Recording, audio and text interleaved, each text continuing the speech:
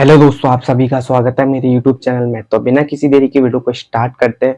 जो आज का टॉपिक है वो है हमारा रिलेटेड डेप्रिसिएशन। तो डेप्रिसिएशन के बारे में आपको बता देता हूँ। सबसे पहले हम इसकी मीनिंग जानेंगे।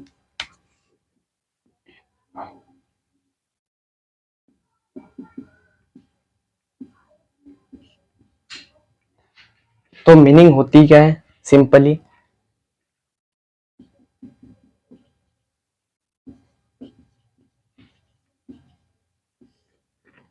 किसी भी फिक्स एसेट्स की उसकी वैल्यू को धीरे धीरे घटना हमारा क्या होता है, डेप्रिसिएशन। तो इसकी जो बेसिक सी एक लाइन में मीनिंग आप याद कर सकते हो, किसी भी फिक्स एसेट्स की वैल्यू को घटना, धीरे धीरे घटना क्या होता है, डेप्रिसिएशन। अब हम इसको एग्जाम्पल के रूप में जानेंगे।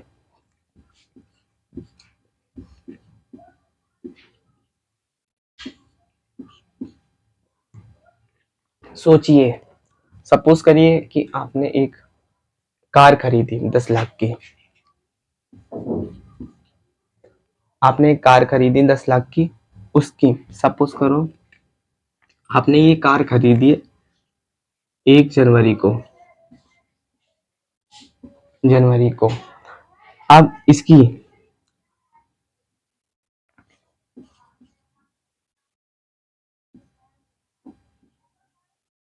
जो 31 दिसंबर को इसकी वैल्यू क्या 10 लाख रुपए रहेगी। हम इसको यूज नहीं करेंगे। अगर हम यूज नहीं करेंगे तब भी हमारी ये इसकी जो वैल्यू है 10 लाख रुपए कार की, वो 10 लाख रुपए नहीं रहेगी। सिंपल सी। अब जो इसकी 1 जनवरी को हम खरीदेंगे तो वो 31 दिसंबर को जो इसकी 10 लाख रुपए वैल्यू है वो हमारी नहीं रहेगी। ठीक है। अब इसमें जो इसकी यूज करेंगे हम, यूज करी हुई वैल्यू को हम क्या कहेंगे, डेप्रिसिएशन। इसको एग्जांपल के रूप में आपको बता दिया है। अब हम इसको इसके 3 पॉइंट पढ़ेंगे इसके बारे में। ठीक है।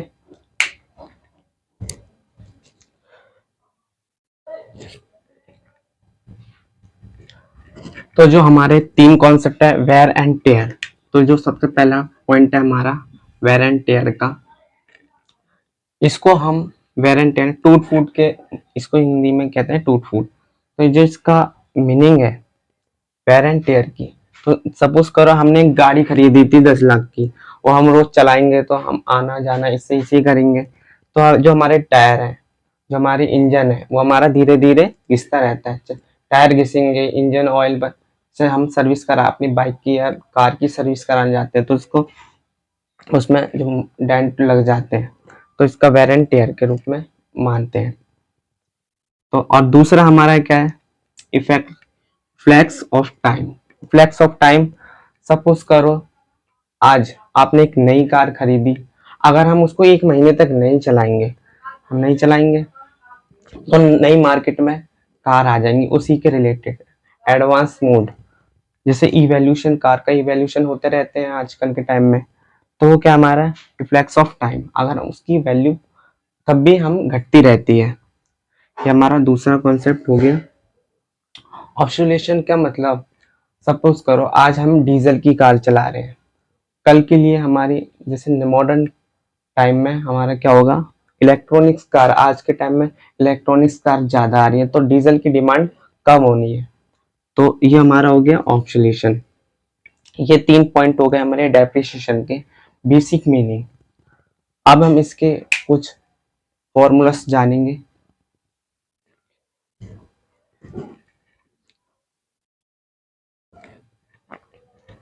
तो हमारी जो नेक्स्ट स्टेप है वो हमारा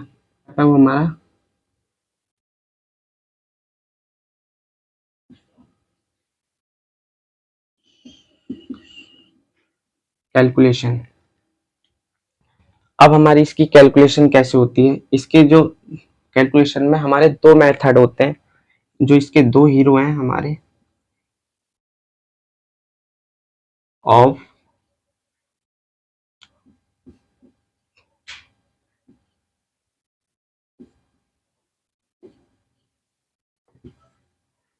दो मेथड है हमारे इसके। सबसे पहला हमारा मेथड है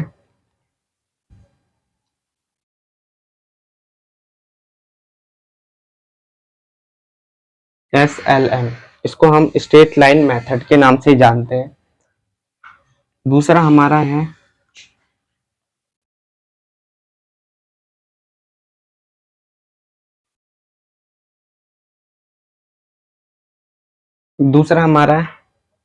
रिटर्न डाउन वैल्यू के नाम से।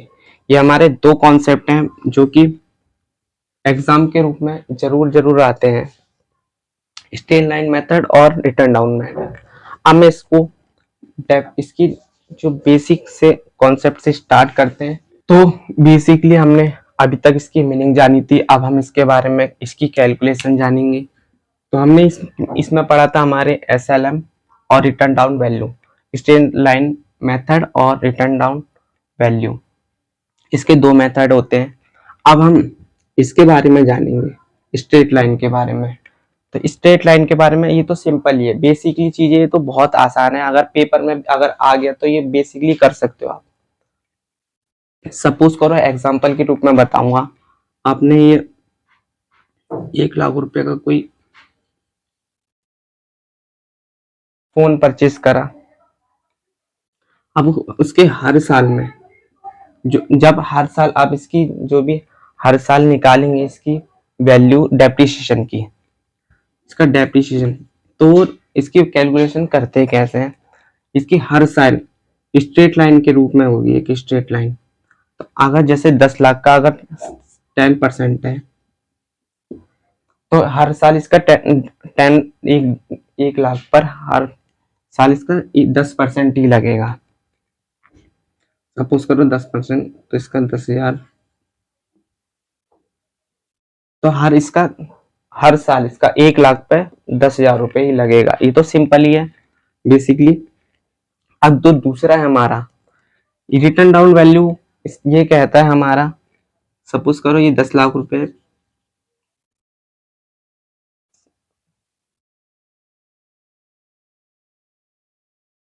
अब इस पे क्या होगा हमारा, हर साल इसमें कहता है हर साल, सपोज करो 10 लाख रुपए, इसका 10% ऑफ 10%, जो भी इसकी वैल्यू निकलेगी,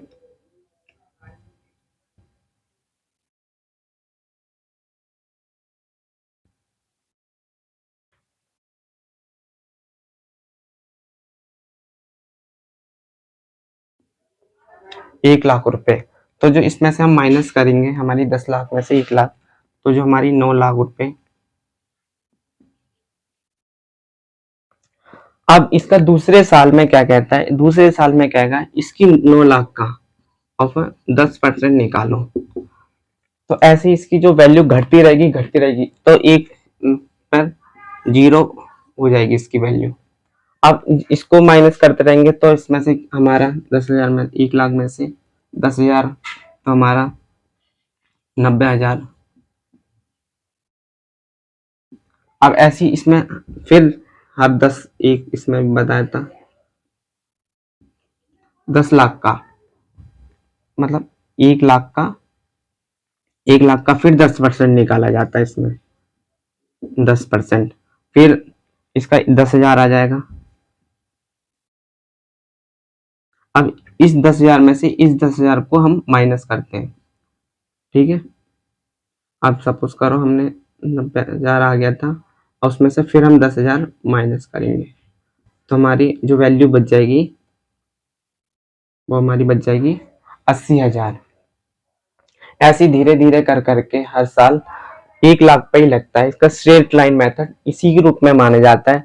और जो हमारा दूसरा मेथड, इसका भी हम जीरो, इसको बीच में हमारा 0 हो जाएगा, और इसकी भी वैल्यू रिटर्न डाउन वैल्यू है, ये हमारा दूसरा अपोजिट है।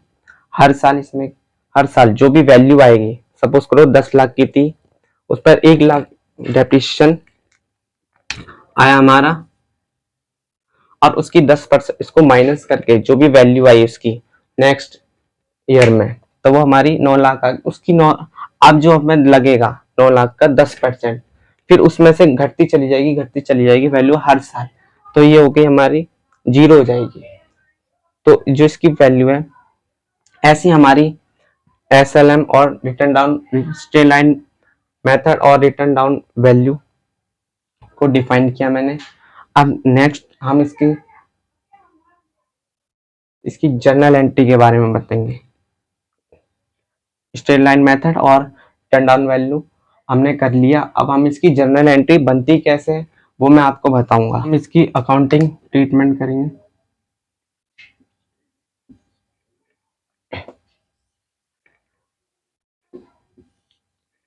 तो हम इसकी 4 कॉन्सेप्ट है हमारा accounting treatment of journal entry. तो इसकी जर्नल एंट्री हमारी एक दो बनती है हमारी जर्नल एंट्री। फर्स्ट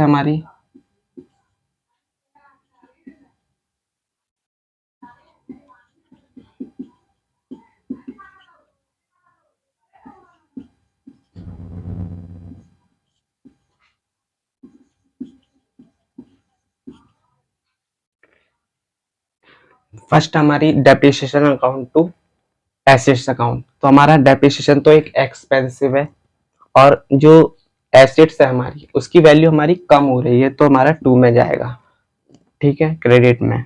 अब इसकी डेबिट और ये क्रेडिट। जो दूसरी एंट्री हमारी वो हमारी बनेगी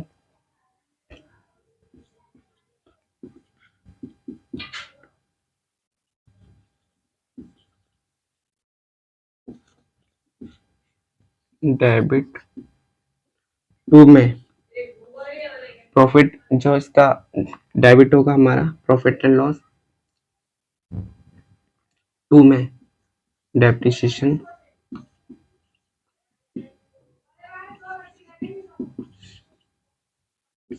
क्रेडिट में। तो हमारी जो दो एंट्री है प्रॉफिट एंड लॉस की और एसेट्स अकाउंट्स की, तो हमारी दो एंट्री बन चुकी हैं।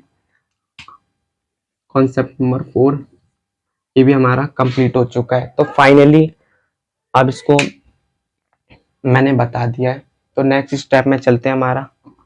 तो हमारा पांचवा जो कॉन्सेप्ट है एसएलएम और रिटर्न डाउन वैल्यू डिफरेंस। तो जो कैलकुलेशन है इसकी ओरिजिनल,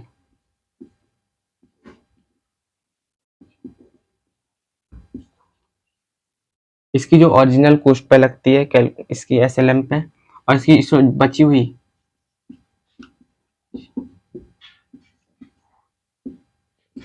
जो भी बची हुई वो बुक वैल्यू, जो भी बुक वैल्यू है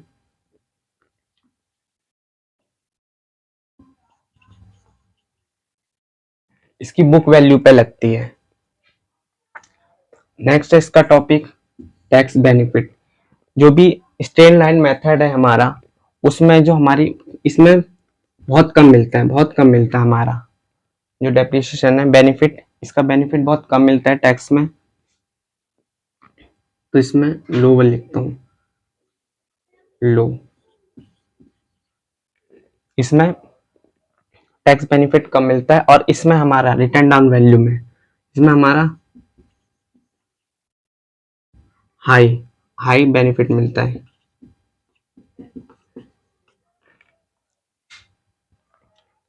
तो जो जीरो वैल्यू है, अब इसकी हम जानेंगे जीरो वैल्यू। तो जो जीरो वैल्यू है हमारी वो इसमें तो हो सकती है,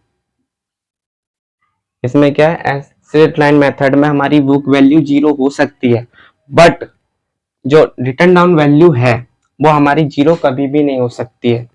तो हम इसमें कहेंगे हम इसमें हमारी जीरो नहीं हो सकती है। अब मैं आपको एक क्वेश्चन देने वाला हूँ। अगर सपोज करिए आप एक इनकम टैक्स ऑफिसर होते तो अपने बिजनेसमैन को कौन सा मेथड यूज करने के लिए बोलते? अगर अगर आपको आंसर पता है तो कमेंट में बोल दीजिए। तो जो हमारे 5 कॉन्सेप्ट हैं, अगर मैं आपको एक क्वेश्चन दूं, सपोज करो आप एक इनकम टैक्स ऑफिसर हो, अपने बिजनेसमैन को इन दोनों मेथड में से ज्यादा टैक्स बचा बेनिफिट के लिए मैं आपको एक क्वेश्चन दे रहा हूं। सपोज करिए आप एक इनकम टैक्स ऑफिसर हैं, अगर आप अपने बिजनेसमैन को इन दोनों मेथड में से कौन सा मेथड है जो यूज करने के लिए बोलते? तो अगर इसका आंसर आपको पता हो कमेंट में करिए।